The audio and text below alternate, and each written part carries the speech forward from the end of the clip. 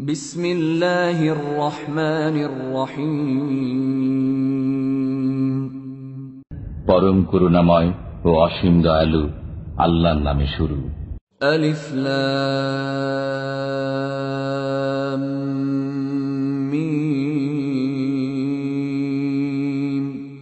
আলিফ লাম মিম। গুলিবাতির রুম। রোমকরা পরাজিত হয়েছে। ফি আদনাল আরদি ওয়া হুম মিন বা'দি গালাবিহিম সায়াগলিবুন। নিকটবর্তী এলাকায় এবং তারা তাদের পরাজয়ের পর অতি সত্বর বিজয়ী হবে। ফি বিদ'i সিনিন লিল্লাহিল আমরু মিন ক্বাবলু ওয়া মিন বা'দ ওয়া ইয়াওমাইযিন ইয়াফরাহুল মুমিনুন। কয়েক বছরের মধ্যেই অগ্রপশ্চাদের কাজ আল্লাহর হাতেই। সেদিন মুমিনগণ আনন্দিত হবে।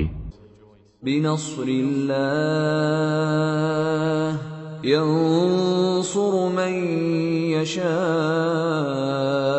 ওয়া হুয়াল আজিজুর রহিম। আল্লাহর সাহায্যে তিনি যাকে ইচ্ছা সাহায্য করেন এবং তিনি পরাক্রমশালী পরম দয়ালু। ওয়া'দাল্লাহ লা ইউখলিফুল্লাহু ওয়া'দাহু ওয়ালাকিন্না আকসারান নাসি লা ইয়া'লামুন।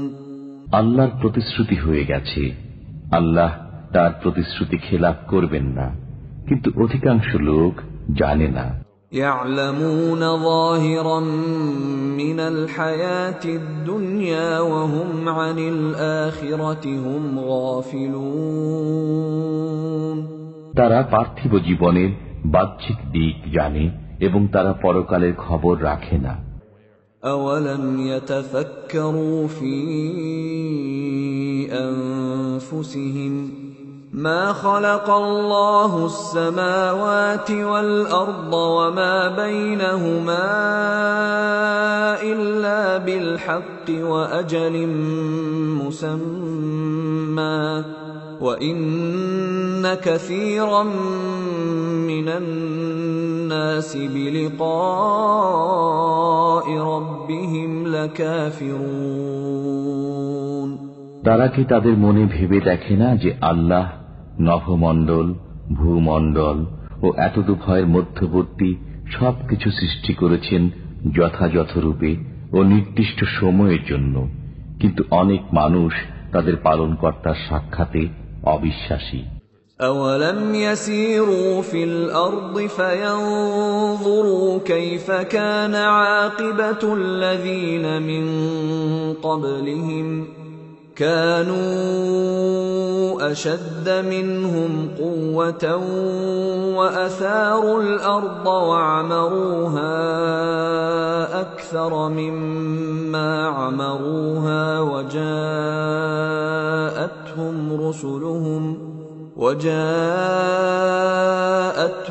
رسلهم بالبينات فما كان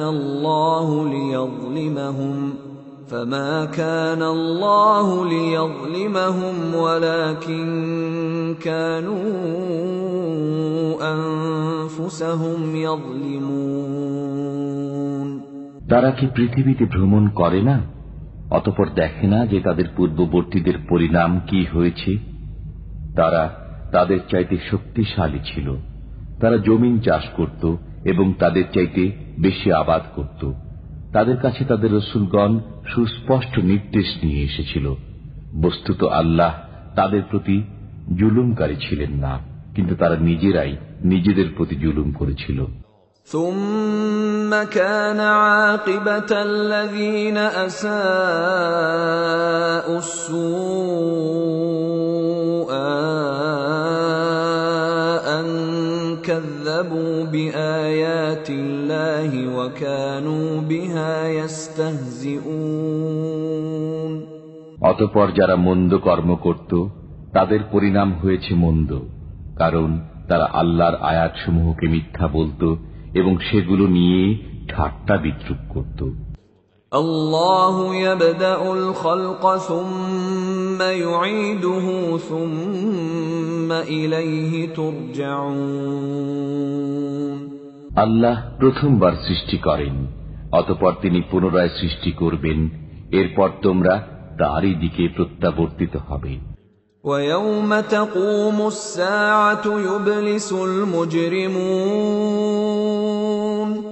যেদিন কিয়ামত সংঘটিত হবে সেদিন অপরাধীরা হতাশ হয়ে পড়বে। وَلَمْ يَكُنْ لَهُمْ مِنْ شُرَكَائِهِمْ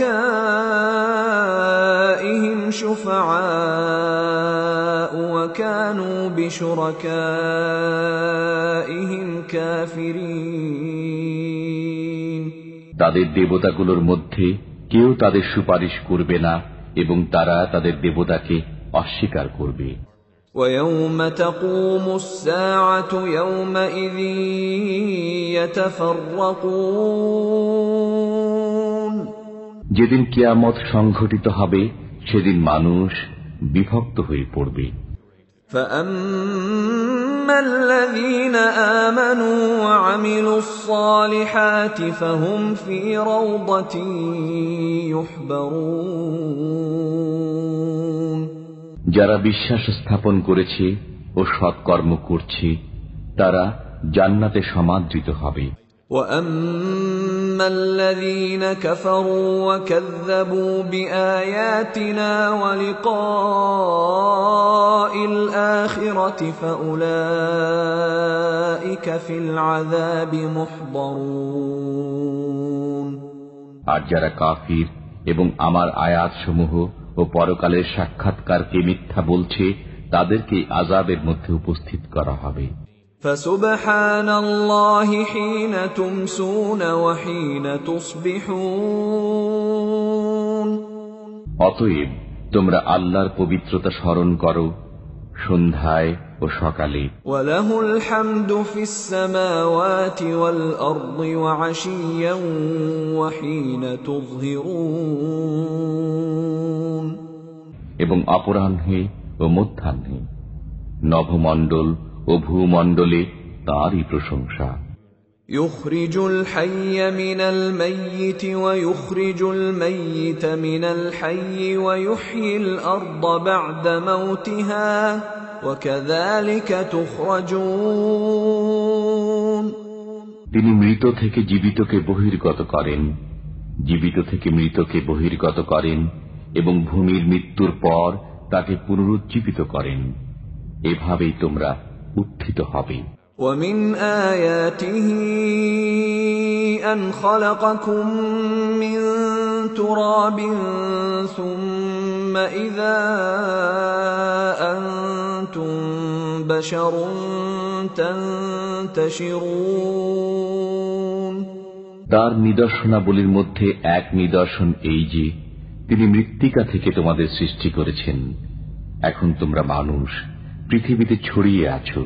وَمِنْ آيَاتِهِ أَنْ خَلَقَ لَكُم مِّنْ أَنفُسِكُمْ أَزْوَاجًا لِتَسْكُنُوا إِلَيْهَا وَجَعَلَ بَيْنَكُم مَّوَدَّةً وَرَحْمَةً إِنَّ فِي ذَلِكَ لَآيَاتٍ لِقَوْمٍ يَتَفَكَّرُونَ। আর এক নিদর্শন এই যে তিনি তোমাদের জন্য তোমাদের মধ্য থেকে তোমাদের সঙ্গিনীদের সৃষ্টি করেছেন যাতে তোমরা তাদের কাছে শান্তিতে থাকো, এবং তিনি তোমাদের মধ্যে পারস্পরিক সম্প্রীতি ও দয়া সৃষ্টি করেছেন। নিশ্চয়ই এতে চিন্তাশীল লোকদের জন্য নিদর্শনাবলী রয়েছে। وَمِنْ آيَاتِهِ خَلْقُ السَّمَاوَاتِ وَالْأَرْضِ وَاخْتِلَافُ أَلْسِنَتِكُمْ وَأَلْوَانِكُمْ إِنَّ فِي ذَلِكَ لَآيَاتٍ لِلْعَالِمِينَ। তার আরো এক নিদর্শন হচ্ছে নভমণ্ডল ও ভূমণ্ডলের সৃজন এবং তোমাদের ভাষা ও বর্ণের বৈচিত্র্য। নিশ্চয়ই এতে জ্ঞানীদের জন্য নিদর্শনাবলী রয়েছে। ومن آياته منامكم بالليل والنهار وابتغاؤكم من فضله إن في ذلك لآيات لقوم يسمعون তার আরো নিদর্শন রাতে ও দিনে তোমাদের নিদ্রা এবং তার কৃপা অন্বেষণ। নিশ্চয় এতে মনোযোগী সম্প্রদায়ের জন্য নিদর্শনাবলী রয়েছে।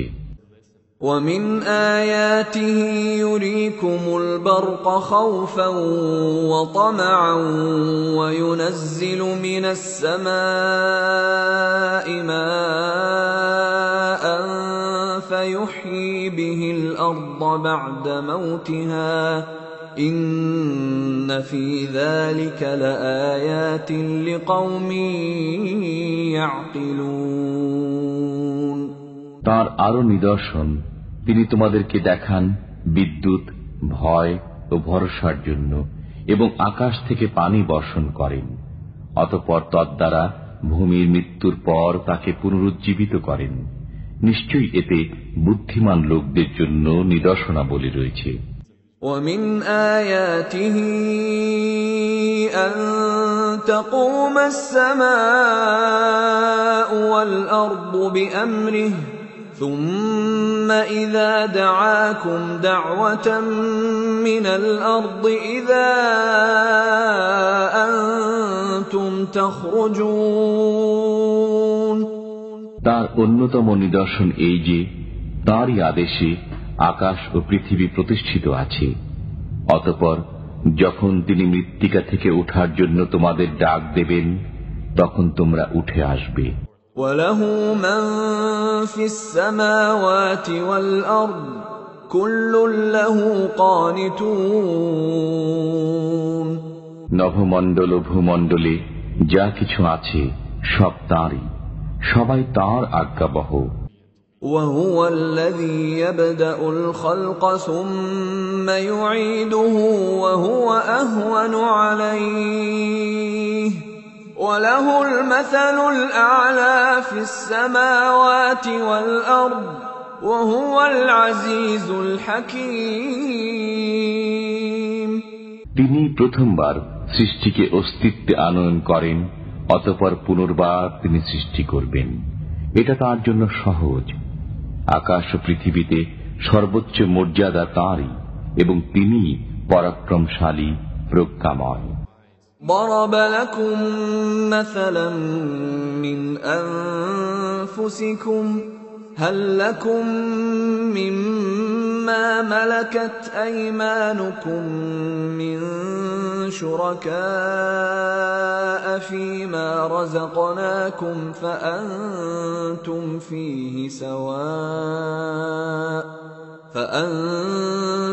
فيه سواء تخافونهم كخيفتكم أنفسكم كذلك نفصل الآيات لقوم يعقلون আল্লাহ তোমাদের জন্য তোমাদেরই মধ্য থেকে একটি দৃষ্টান্ত বর্ণনা করেছেন। তোমাদের আমি যে রুজি দিয়েছি, তোমাদের অধিকারভুক্ত দাস দাসীরা কি তাদের সমান সমান অংশীদার? তোমরা কি তাদেরকে সেরূপ ভয় করো যেরূপ নিজেদের লোককে ভয় করো?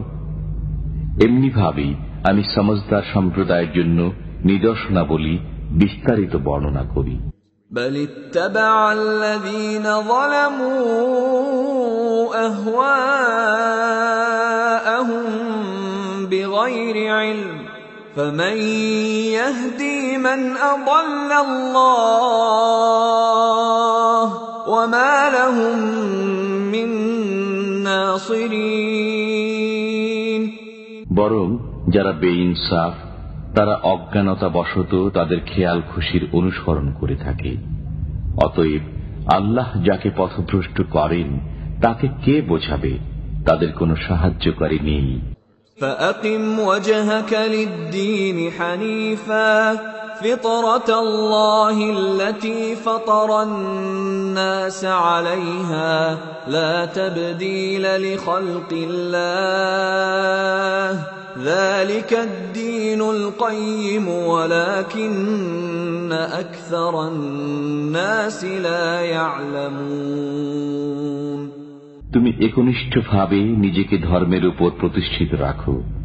এটাই আল্লাহর প্রকৃতি, যার উপর তিনি মানব সৃষ্টি করেছেন। আল্লাহ সৃষ্টির কোনো পরিবর্তন নেই, এটাই সরল ধর্ম, কিন্তু অধিকাংশ মানুষ জানে না। মুনিবিন ইলাইহি ওয়াত্তাকুহু ওয়া আকিমুস সালাতা ওয়া লা তাকুনু মিনাল মুশরিকিন।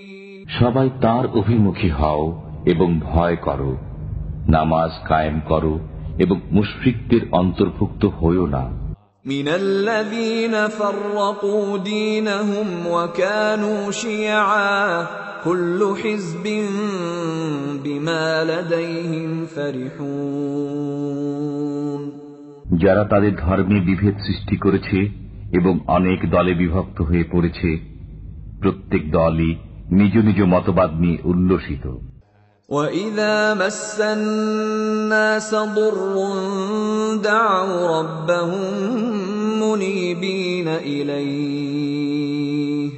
دَعَوْا رَبَّهُم مُنِيبِينَ إِلَيْهِ ثُمَّ إِذَا أَذَاقَهُم مِّنْهُ رَحْمَةً إِذَا فَرِيقٌ مِّنْهُم بِرَبِّهِمْ يُشْرِكُونَ। মানুষকে যখন দুঃখ কষ্ট স্পর্শ করে, তখন তারা তাদের পালনকর্তাকে আহ্বান করে তাঁরই অভিমুখী হয়ে। অতঃপর তিনি যখন তাদেরকে রহমতের স্বাদ আস্বাদন করান, তখন তাদের একদল তাদের পালনকর্তার সাথে শিরক করতে থাকে। লিয়াকফুরু বিমা আতাইনাহুম ফাতামাত্তাউ ফাসাউফা তা'লামুন। যাতে তারা অস্বীকার করে যা আমি তাদেরকে দিয়েছি, অতএব মজা লুটে নাও, সত্তরই জানতে পারবে। আম আনজালনা আলাইহিম সুলতানান ফাহুয়া ইয়াতাকাল্লামু বিমা কানু বিহি ইউশরিকুন। আমি কি তাদের কাছে এমন কোন দলিল নাজিল করেছি যে তাদেরকে আমার শরীক করতে বলে? وَإِذَا أَذَقْنَا النَّاسَ رَحْمَةً فَرِحُوا بِهَا وَإِن تُصِبْهُمْ سَيِّئَةٌ بِمَا قَدَّمَتْ أَيْدِيهِمْ إِذَا هُمْ يَقْنَطُونَ। আর যখন আমি মানুষকে রহমতের স্বাদ আস্বাদন করাই, তারা তাতে আনন্দিত হয় এবং তাদের কৃতকর্মের ফলে যদি তাদের কোন দুর্দশা পায়, তবে তারা হতাশ হয়ে পড়ে। أَوَلَمْ يَرَوْا أَنَّ اللَّهَ يَبْسُطُ الرِّزْقَ لِمَن يَشَاءُ وَيَقْدِرُ إِنَّ فِي ذَلِكَ لَآيَاتٍ لِقَوْمٍ يُؤْمِنُونَ। তারা কি দেখে না যে আল্লাহ যার জন্য ইচ্ছা রিজিক বর্ধিত করেন এবং হ্রাস করেন? নিশ্চয়ই এতে বিশ্বাসী সম্প্রদায়ের জন্য নিদর্শনাবলী রয়েছে। فآت ذا القربى حقه والمسكين وابن السبيل ذلك خير للذين يريدون وجه الله وأولئك هم المفلحون। আত্মীয় স্বজনকে তাদের প্রাপ্য দিন এবং মিসকিন ও মুশরিকদেরও, এটা তাদের জন্য উত্তম যারা আল্লাহর সন্তুষ্টি কামনা করে, তারাই সফল কাম। وما آتيتم من ربا ليربو في أموال الناس فلا يربو عند الله وما آتيتم من زكاة تريدون وجه الله فأولئك هم المضعفون। মানুষের ধন সম্পদে তোমাদের ধন সম্পদ বৃদ্ধি পাবে, এই আশায় তোমরা সুদে যা কিছু দাও, আল্লাহর কাছে তা বৃদ্ধি পায় না। পক্ষান্তরে আল্লাহর সন্তুষ্টি লাভের আশায় পবিত্র অন্তরে যা দিয়ে থাকে, অতএব তারাই দ্বিগুণ লাভ করে। আল্লাহুল্লাযী খালাকাকুম সুম্মা রাযাকাকুম সুম্মা ইউমীতুকুম সুম্মা ইউহয়ীকুম হাল মিন শুরাকাইকুম মান ইয়াফআলু মিন যালিকুম মিন শাই'ইন সুবহানাহু ওয়া তাআলা আম্মা ইউশরিকুন। আল্লাহ তোমাদের সৃষ্টি করেছেন, অতঃপর রিজিক দিয়েছেন, এরপর তোমাদের মৃত্যু দেবেন, এরপর তোমাদের জীবিত করবেন। তোমাদের শরীকদের মধ্যে এমন কেউ আছে কি যে এসব কাজের মধ্যে কোনো একটিও করতে পারবে? তারা যাকে শরীক করে, আল্লাহ তা থেকে পবিত্র ও মহান। ظهر الفساد في البر والبحر بما كسبت أيدي الناس ليذيقهم بعض الذي عملوا لعلهم يرجعون। স্থলে ও জলে মানুষের কৃতকর্মের দরুন বিপর্যয় ছড়িয়ে পড়েছে। আল্লাহ তাদেরকে তাদের কর্মের শাস্তি আস্বাদন করাতে চান, যাতে তারা ফিরে আসে। قل سيروا في الأرض فانظروا كيف كان عاقبة الذين من قبل كان أكثرهم مشركين। বলুন, তোমরা পৃথিবীতে পরিভ্রমণ করো এবং দেখো তোমাদের পূর্ববর্তীদের পরিণাম কি হয়েছে। তাদের অধিকাংশই ছিল মুশরিক। فأقم وجهك للدين القيم من قبل أن يأتي يوم لا مرد له من الله يومئذ يصدعون। যে দিবস আল্লাহর পক্ষ থেকে প্রত্যাহিত হবার নয়, সেই দিবসের পূর্বে আপনি সরল ধর্মে নিজকে প্রতিষ্ঠিত করুন। সেদিন মানুষ বিভক্ত হয়ে পড়বে। মান কাফারা ফাআলাইহি কুফরুহু ওয়া মান আমিলা সালিহান ফালিআনফুসিহিম ইয়ামহাদুন। যে কুফর করে তার কুফরের জন্য সেই দায়ী, এবং যে সৎকর্ম করে তারা নিজেদের পথই শুধরে নিচ্ছে। ليجزي الذين آمنوا وعملوا الصالحات من فضله إنه لا يحب الكافرين। যারা বিশ্বাস করেছে ও সৎকর্ম করেছে, যাতে আল্লাহ তাআলা তাদেরকে নিজ অনুগ্রহে প্রতিদান দেন, নিশ্চয়ই তিনি কাফিরদেরকে ভালোবাসেন না। ومن آياته أن يرسل الرياح مبشرات وليذيقكم من رحمته ولتجري الفلك بأمره ولتبتغوا من فضله ولعلكم تشكرون। তার নিদর্শন সমূহের মধ্যে একটি এই যে তিনি সুসংবাদবাহী বায়ু প্রেরণ করেন, যাতে তিনি তার অনুগ্রহ তোমাদের আস্বাদন করান, এবং যাতে তার নির্দেশে জাহাজসমূহ বিচরণ করে, এবং যাতে তোমরা তার অনুগ্রহ তালাশ করো ও তার প্রতি কৃতজ্ঞ হও। وَلَقَدْ أَرْسَلْنَا مِن قَبْلِكَ رُسُلًا إِلَى قَوْمِهِمْ فَجَاءُوهُم بِالْبَيِّنَاتِ فَانتَقَمْنَا مِنَ الَّذِينَ أَجْرَمُوا وَكَانَ حَقًّا عَلَيْنَا نَصْرُ الْمُؤْمِنِينَ। আপনার পূর্বে আমি রাসূলগণকে তাদের নিজ নিজ সম্প্রদায়ের কাছে প্রেরণ করেছি।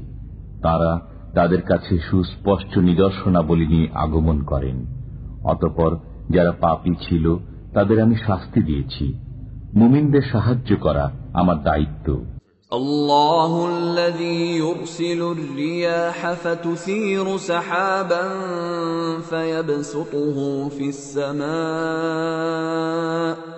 فيبسطه في السماء كيف يشاء ويجعله كسفا فترى الودق يخرج من خلاله فإذا أصاب به من يشاء من عباده إذا هم يستبشرون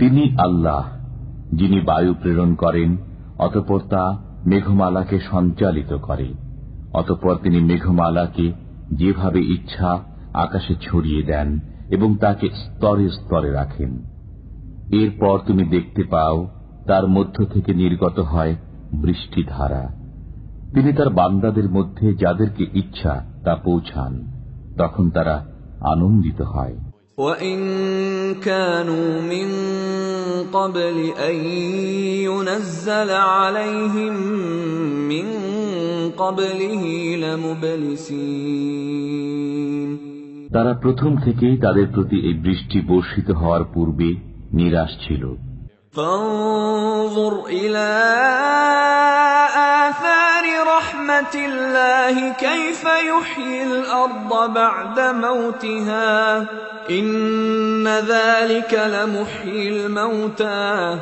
وهو على كل شيء قدير অতএব আল্লাহর রহমতের ফল দেখে নাও কিভাবে তিনি মৃত্তিকার মৃত্যুর পর তাকে জীবিত করেন নিশ্চয়ই তিনি মৃতদেরকে জীবিত করবেন এবং তিনি সবকিছুর উপর সর্বশক্তিমান وَلَئِنْ أَرْسَلْنَا رِيحًا فَرَأَوْهُ مُصْفَرًّا لَظَلُّوا مِنْ بَعْدِهِ يَكْفُرُونَ আমি যদি এমন বায়ু প্রেরণ করি যার ফলে তারা শস্যকে হলদে হয়ে যেতে দেখে তখন তো তারা অবশ্যই অকৃতজ্ঞ হয়ে যায় فَإِنَّكَ لَا تُسْمِعُ الْمَوْتَى وَلَا تُسْمِعُ الصُّمَّ الدُّعَاءَ إِذَا وَلَّوْا مُدْبِرِينَ অতএব আপনি মৃতদেরকে শোনাতে পারবেন না এবং বধিরকেও আহ্বান শোনাতে পারবেন না যখন তারা পৃষ্ঠ প্রদর্শন করে وَمَا أَنْتَ بِهَادِ الْعُمْيِ عَنْ ضَلَالَتِهِمْ إِنْ تُسْمِعُ إِلَّا مَنْ يُؤْمِنُ بِآيَاتِنَا فَهُمْ مُسْلِمُونَ আপনি অন্ধদেরও তাদের পথভ্রষ্টতা থেকে পথ দেখাতে পারবেন না আপনি কেবল তাদেরই শোনাতে পারবেন যারা আমার আয়াতসমূহে বিশ্বাস করে কারণ তারা মুসলমান الله الذي خلقكم من ضعف ثم جعل من بعد ضعف قوة ثم جعل من بعد قوة ضعفا وشيبة يخلق ما يشاء وهو العليم القدير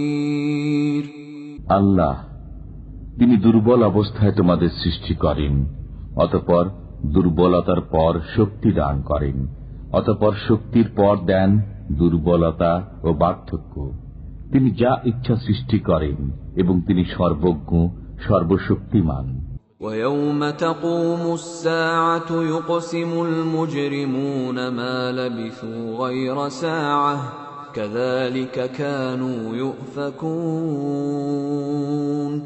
যেদিন কিয়ামত সংঘটিত হবে সেদিন অপরাধীরা কসম খেয়ে বলবে যে এক মুহূর্তেরও বেশি অবস্থান করিনি এমনি ভাবে তারা সত্য বিমুখ হতো وَقَالَ الَّذِينَ أُوتُوا الْعِلْمَ وَالْإِيمَانَ لَقَدْ لَبِثْتُمْ فِي كِتَابِ اللَّهِ إِلَى يَوْمِ الْبَعْثِ فَهَذَا يَوْمُ الْبَعْثِ وَلَكِنَّكُمْ كُنتُمْ لَا تَعْلَمُونَ যাদের জ্ঞান ও ঈমান দেওয়া হয়েছে তারা বলবে তোমরা আল্লাহর কিতাব মতে পুনরুত্থান দিবস পর্যন্ত অবস্থান করেছ এটাই পুনরুত্থান দিবস কিন্তু তোমরা তা জানতে না فيومئذ لا ينفع الذين ظلموا معذرتهم ولا هم يستعتبون